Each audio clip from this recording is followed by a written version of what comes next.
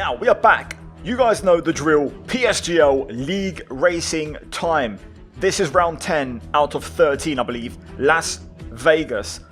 I don't like this track. I do not like it. This one is going to be a bit of a lottery, and I'm not feeling all that confident heading into this one. Now, let's talk about the previous episode, guys. On screen now, go watch it, avoid spoilers, and go see what happened at Japan. A dry to wet race classic.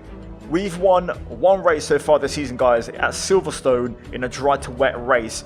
This one was also in the same conditions. The question is, did we repeat the same result?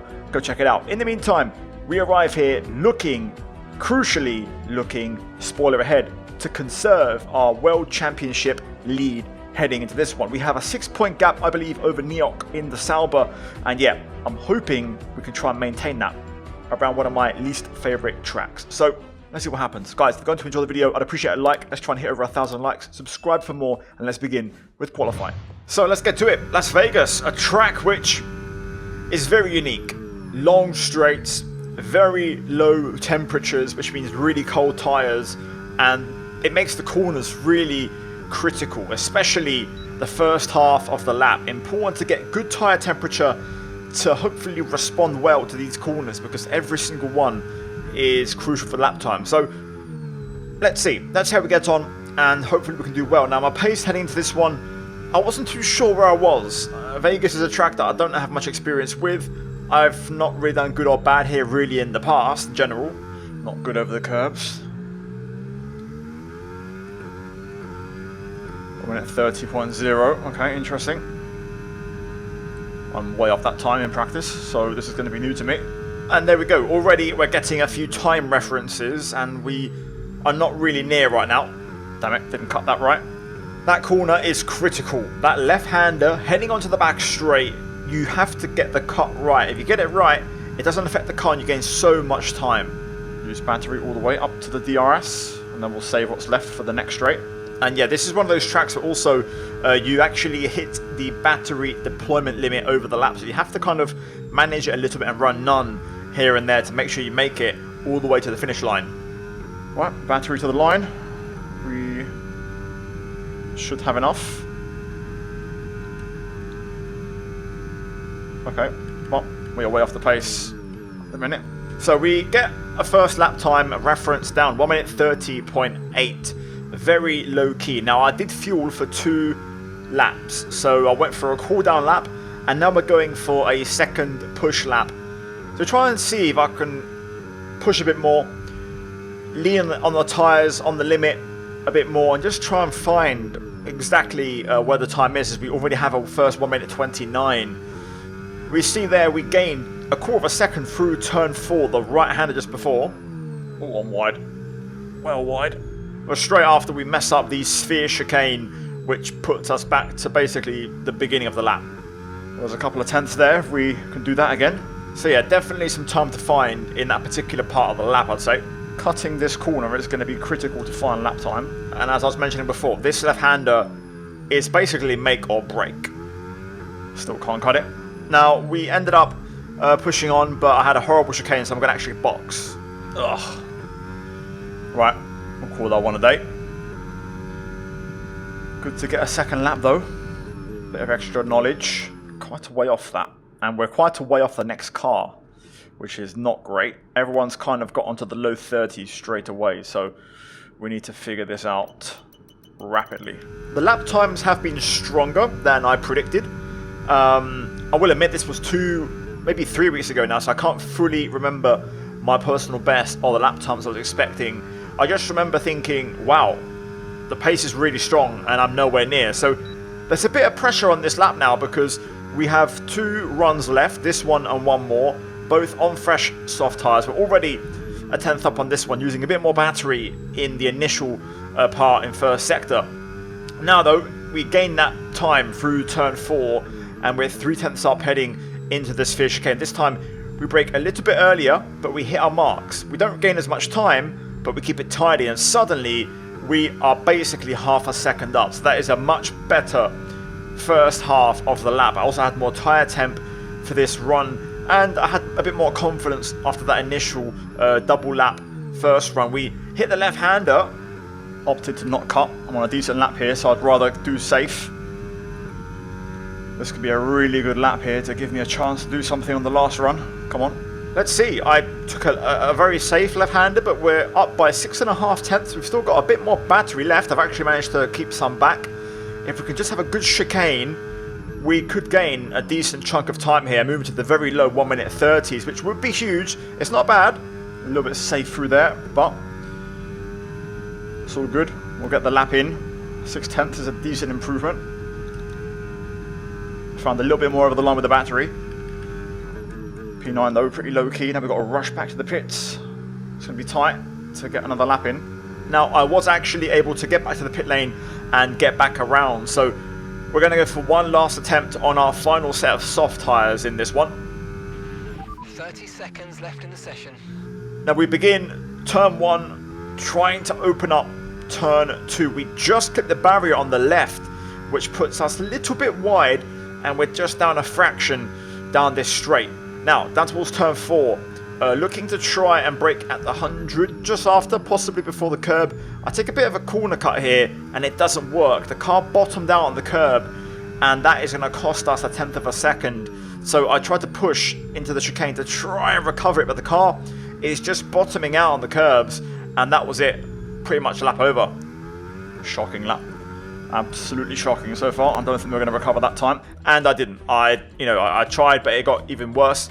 And yeah, that was going to be our qualifying. So job done in qualifying, and actually we dropped to P14 in the end. So at this stage of the championship, with Vegas, Brazil, and Mexico to go, this is a big issue because Neok, who is one of our rivals, is on pole. Spezzi is P4 as well, and Menno de Bever is P5. So our 3 main rivals are in the top 5. So yeah, this is a tricky one. A track where you can't really overtake. It's, the DRS train is huge. The straight is very difficult to make moves. This is going to be a lottery, and the biggest lottery of all is going to be what wings does everybody have for the race, because that could be a decisive factor when everyone runs their race setups. So let's see. Either way, we're going to have to be aggressive, and we're going to have to salvage a dodgy situation. Yeah, we'll see what happens. No rain forecast. I was hoping maybe low-key to be some rain, which would be interesting, but looks to not be the case. So let's see. Start on lap 1 will be key to make up a bit of ground. Let's get after it. Here we go then. Lights on. It's showtime in Vegas. We're going all in, baby. Medium tyres to start like everybody else, but we position the car so we get a better launch and start off the lights straight away. Got to say the starts have been on point so far, the last couple of races. So far being the key word because, oh my god, no grip. Are we 3 wide? Oh. Whew. Very lucky there, getting put into the barrier by Kai, but no damage. And we all continue as we head towards the next one. How late do you dare to brake? That's the question. We're going to go around the outside. We get more momentum, we carry more speed, and we get the move done. So we're now up to P10 behind Tsubi. So already really good start. Because we placed our car well, we benefited from that. We gained straight off the line, then to turn 1, and suddenly we're already in the points, which is great. A really good first half a lap so far, from 14th to P10, and we're now pressuring more cars ahead. Oh. Good save to not get damaged, but that's going to cost him. I think that was an accidental dive there from Tsubi on Kane Barnett, but you can see we're all going to get into a slipstream battery fight. Now, I'm going to actually choose to back out of this. I don't think it's worth dropping all of my battery here. Instead, I'm going to let these two duke it out. I'm going to try and see if I can set up an exit or line something up, because it's likely they'll run out of deployment before the finish line, so we might get momentum. Oh, I'm not going to have a slipstream. I've got more battery though. I'm still there, pal. DRS now enables. DRS enables. All inside. Got no dirty air. Good. Right. Really good start. Really good start. Could have done a bit more there, but I'm happy with the aggression to safety ratio. Tsubi is normally a pretty decent car to follow. He usually works his way up in races, usually being the key word. Now, really good first lap. 5 spots gained, we kind of settle into P9 after using a lot of battery in that initial fight on lap 1. Oh, there was an opening there, but I had a shocking chicane myself. Cars behind and a bit of a gap here. I might just burn a little bit to try and keep it there. And yeah, at the minute, we were just trying to get a gap to the cars behind. Formula Kai, Kane Barnett, out of the RS range right now, so we get really close to Chubi. Braking super early there. Is he going for it? Yes, he is. Is that a battery or is that a deployment? I wasn't able to challenge him on the back straight because we got a bit too close to dirty air, but instead he was actually pressuring Will Gibson, who puts him off road, and we get a freebie moving up straight away, and now we're going to pressure him instead. Tyre condition still looking good. Will, zero momentum off the corner. We have loads of battery. We get to the outside, we're going to brake a bit later and go around. That's what we want. That's what we came for. And now suddenly we're P7. Another couple of spots gained, and we are here with this lead group, which is still intact. So we've more or less got ourselves in the race now. My rears are getting a bit loose. Tyre wear kicking in already, it seems. Definitely struggling with the rears. It's a very rear limited circuit, and I think I'm struggling more than others for tyre wear on the rear because I'm running a bit of a last minute setup. Oh, someone's in deep. Menno.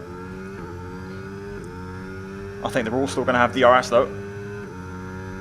If Menno doesn't have it, then I may commit to using more battery here. Oh, he does. Okay, all good. I've got no one behind, so I can charge in, use this as an opportunity to get a nice bit of recharge back up. Now, with that in mind, we're going to be a bit more tactical in this phase. Guys, keep out the barrier, please. Thank you. And like before, you can see these guys are battling, so if I can just time it right, we can move up the order. So we get Michael Hendrick. Now we're going to look to try and get one of our rivals in the championship, Menno de Bever. We're all over the back of him, pressuring him massively through turn 1. We're going to try and line this one up onto this straight. This is delicate. The timing of this has to be good. Menno doesn't have DRS. But I don't want to pass him here. Menno's just got back within DRS, so he's managed to save that pretty well, but he has no battery. So I'm going to use everything to move up here. Try and leave a little bit in the reserve if possible. But we're going to have to push to close the gap. Now, actually, he didn't have battery or DRS, sorry, on the straight. So we are going to move up for 3, and we're now P5. Ugh, that wasn't the best. I need that to be good. I'm going to have to nail turn 1 here to get into DRS range.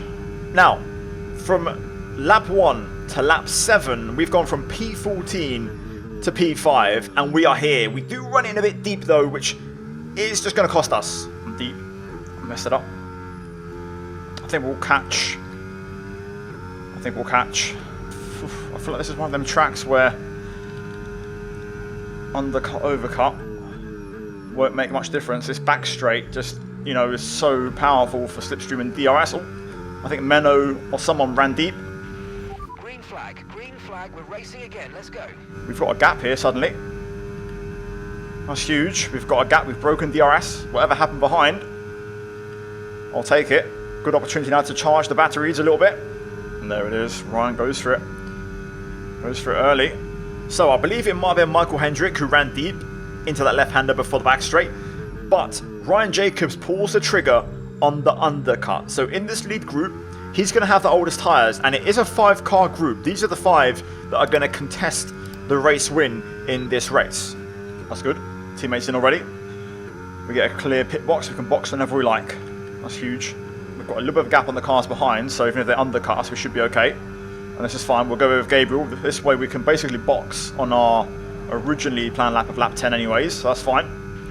Okay, we want you to pit this lap, so push now, push. Would be great if we could pass him maybe on the back straight. Tyre wear icon on already as well, so the tyre wear is high. Not many behind have boxed in terms of undercut, which is good. I'm inclined to try and go one more lap. I can keep some battery and try and go one more. I'm inclined to stick it out for a bit longer. We've got a gap behind, so this is good. Now, I'm doing this for another reason. I have really high tyre wear, and I'm going to suffer if I box. Need a tidy, smooth lap here. The thought process is to try and take the pain now, so then I don't have to suffer later. Ooh, yeah, the rear's pretty much had enough now. Right, here we go. Take care, our data's indicating high levels of tyre wear at this stage. So we're going to get off these, race into the pits, and go for the hard compound tyres. Right, no speeding. Nice and tidy, no risk. We've done a really good first stint. Will Gibson behind the sped. Huge. So that'll take him out of contention. Let's see that where we rejoin. Right, let's get back to it then. Let's see. We're going to be... Oh, it's going to be right there in the thick of it. A lot of cars are coming through now. If we can rejoin here, we might still be around P8. Up to speed now. Let's get some heat into those tyres. There it is. P6. Oh, it's lovely.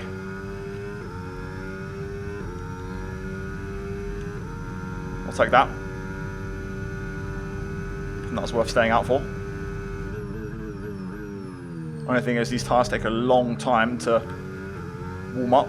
Now, the good news is that we didn't get undercut by anybody. We've kept our true position. The bad news is that we have lost a bit more time than I'd hoped for. The gap is over 3 seconds now with that mistake.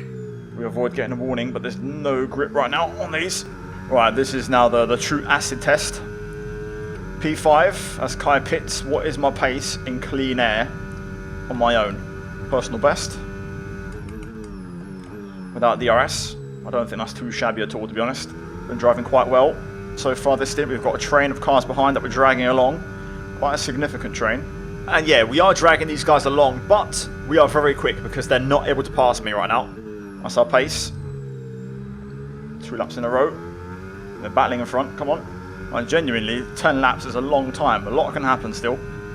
We're starting to catch on that lap. Made some progress. Pace is still super consistent. Oh, crap. First big mistake. Now, basically, I was just running my own pace, and I was actually able to get enough of a gap to keep the Tubi behind on the massive back straight. As long as Neok doesn't win, so I can hope for back here, really. Oh. There goes Ryan on the oldest tyres. Okay, clear. 1 down. I am quicker, I'm catching, but then I'm just losing it all on the straight. Simple as that, really. Although we did gain quite a bit on that lap, we gained half a second, so it's going to be close. I just hope these two behind don't stab me in the back. I've put such a shift in to get back. If they try and pass me, we're just going to lose time. If it isn't a clean move. Will Gibson's gone, so it's only the Tubi who can take it away. Right, we're relying on something happening between these three. Hopefully DRS checking comes into play. I don't think we've got enough of a gap. So, nothing happened. Onto the last lap. To my surprise here, Tubi's going to try and pass me, and I was fully expecting an attack, but we actually were able to manage it. And the reason for that is because I had more battery. We mark well on the inside here. He doesn't get close, and yeah, we've got enough battery to keep it to the line. So the question is, who's going to win this race? Because that is important. Here we got it. Wow, I managed to hold on. Not ideal, Neok won that, but that was a really good recovery. Well, I'm not going to lie, that was a bloody good recovery. I will take a P4. We actually put a shift in that second stint. We was quicker than the cars ahead, but the DRS is really powerful. The critical moment, I should have boxed with Gabriel Pinto. We went a lap longer, and that probably didn't work out in the grand scheme, but even still, we had tyre wear troubles. The tyre wear icon came on at the end on the hard tyres as well, so if we'd boxed the lap earlier, we would have had more pain. So it depends how you look at it. Either way, to note, a crucial point for me was also Ryan Jacobs losing out in that battle, going straight on at the left-hander. I think if he stays in the fight, it's a 4-car battle for the lead. I was catching the most when it was 4 cars rather than 3.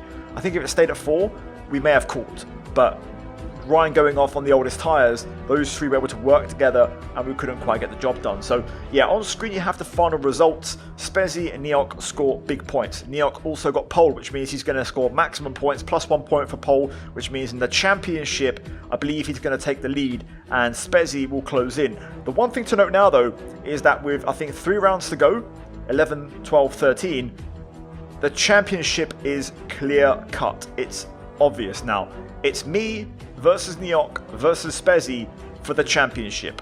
Below, everyone has dropped. There's a bit of a gap between Scott Holmes getting promoted, Menno de Bever having consecutive 0-point finishes, and yeah, also Will Gibson dropping with that 10-second time penalty. There's now a gap. So I do believe this is your 3 who are going for the title. So we'll see what happens, guys, in the next few rounds. In the meantime, I'd appreciate a like, subscribe for more. Let's try and smash over 1,000 likes for this one, guys. And yeah, as always, I stream these on my Twitch every Thursday evening. Link down below, guys, at the top of the description to my Twitch. Also, my other social medias, TikTok, my Discord server as well. When you get announced, these streams go live. And yeah, hope you guys enjoyed it. As always, a massive shout out to my channel members. Check out the 2 videos on screen. I want to see you guys next time. Take care, and let's go back from me.